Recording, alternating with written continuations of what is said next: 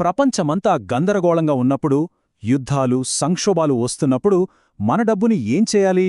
చాలామంది కంగారు పడతారు.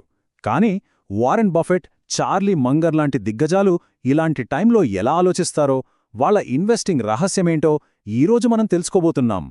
సరే, అసలు మార్కెట్లో ఈ భయం ఎలా మొదలవుతుంది? ఇన్వెస్టర్లు ఎదుర్కొనే అతిపెద్ద ప్రాబ్లమేంటి? ఈ గందరగోళం వెనుక ఓ పెద్ద ట్రాప్ ఉందన్నమాట. అదేంటో చూద్దాం.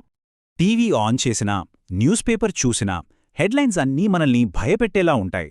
యుద్ధమొచ్చేస్తోంది, మార్కెట్లు పడిపోతున్నాయి అని. వెంటనే ఏదో ఒకటి చెయ్యాలి, లేకపోతే మన డబ్బులన్నీ పోతాయేమో అని ఒకటే టెన్షన్ క్రియేట్ చేస్తాయి.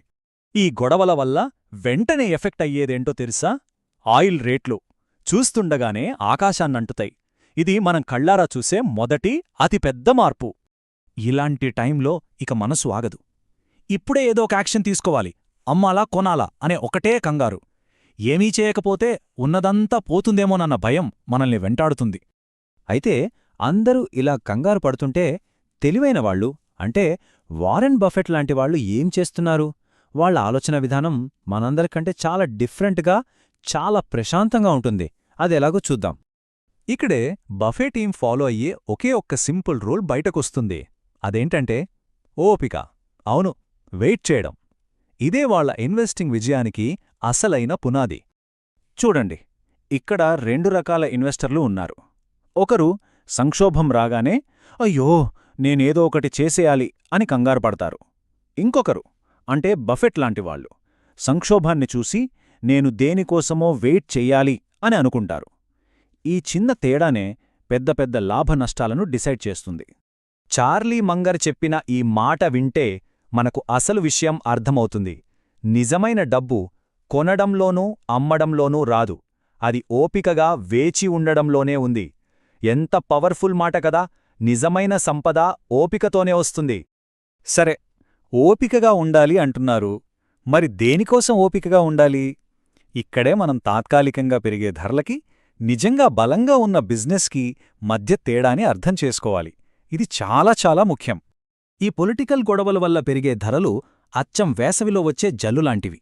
వచ్చినప్పుడు చల్లగా బాగుంటుంది, కాని ఆ జల్లుని నమ్ముకుని మనం వ్యవసాయం చేయలేం కదా. అలాగే ఈ తాత్కాలిక లాభాలనే చూసి ఇన్వెస్ట్ చేయలేం, ఎందుకంటే ఇది కంపెనీని ఏమాత్రం బలోపేతం చెయ్యదు. చూడండి, ఒకరు గొడవలు ఇలాగే కొనసాగితే ఆయిల్ ధరలు పెరుగుతాయని ఆశిస్తూ ఇన్వెస్ట్ చేస్తారు. అది సంక్షోభం మీద పందెం కాయటం లాంటిది. కానీ బఫెట్ లాంటివాళ్లు ధరలు తగ్గినా సరే ఈ కంపెనీ లాభాలు సంపాదించగలదు అని నమ్ముతారు. వాళ్లు పందెం కాసేది కంపెనీ మీద, దాని బిజినెస్ మీద. యాక్సిడెంటల్ పెట్రోలియం విషయంలో బఫెట్ చేసింది అదే. ఇలాంటి తప్పులు చేయకుండా ఉండడానికి చార్లీ మంగర్ కొన్ని మైండ్ ట్రిక్స్ వాడేవారు. వాటినే మెంటల్ మోడల్స్ అంటారు. సరైన నిర్ణయాలు తీసుకోవడానికి ఇవి భలే హెల్ప్ చేస్తాయి. అవేంటో చూద్దాం. మొదటిది ఇన్వర్షన్, అంటే రివర్స్లో ఆలోచించడం. మనం ఏదైనా పని చేసేటప్పుడు ఇది ఎలా సక్సెస్ అవుతుంది అని ఆలోచిస్తాం కదా, కాని మంగర్ ఇది ఎలా ఫెయిల్ అవ్వొచ్చు అని ఆలోచించమంటారు. ఇది మనల్ని చాలా రిస్క్ల నుండి కాపాడుతుంది. సరే, ఇప్పుడు అదే ప్రశ్న వేసుకుందాం. ఆయిల్ మీద యుద్ధం పేరుతో పెట్టిన పందెం ఎలా ఫెయిల్ కావచ్చు? ఇలా నెగటివ్గా ఆలోచిస్తే మనకు అసలు రిస్క్ ఏంటో క్లియర్గా అర్థమవుతుంది. ఏముంది, రేపొద్దున్న ఆ దేశాల మధ్య శాంతి ఒప్పందం కుదరొచ్చు, లేదా వేరే దేశం ఆయిల్ సప్లై పెంచొచ్చు, లేదా రేట్లు మరీ ఎక్కువైపోయి జనాలు వాడుకొని తగ్గించొచ్చు. చూసారా, మనం కంట్రోల్ చేయలేని ఎన్ని విషయాలున్నాయో. అందుకే ఇది ఇన్వెస్ట్మెంట్ కాదు, టాస్ వేయడం లాంటిది. ఇక రెండోది లోలపలూజా ఎఫెక్ట్. ఇదొక విచిత్రమైన సైకలాజికల్ ఎఫెక్ట్ అన్నమాట. అంటే యుద్ధం వస్తుందన్న భయం, ధరలు పెరుగుతాయన్న భయం, పక్కవాళ్లు అమ్ముతున్నారని మనం కూడా అమ్మాలన్న ఒత్తిడి, ఇలా 4-5 భయాలన్నీ ఒక్కసారిగా మనమీద దాడిచేసి మనతో పిచ్చి పిచ్చి నిర్ణయాలు చేయిస్తాయి.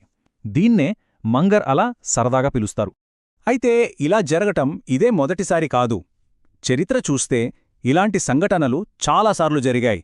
ఆ ఘటాన్ని ఒక్కసారి చూస్తే భవిష్యత్లో మనం అలాంటి తప్పులు చేయకుండా జాగ్రత్త పడచ్చు.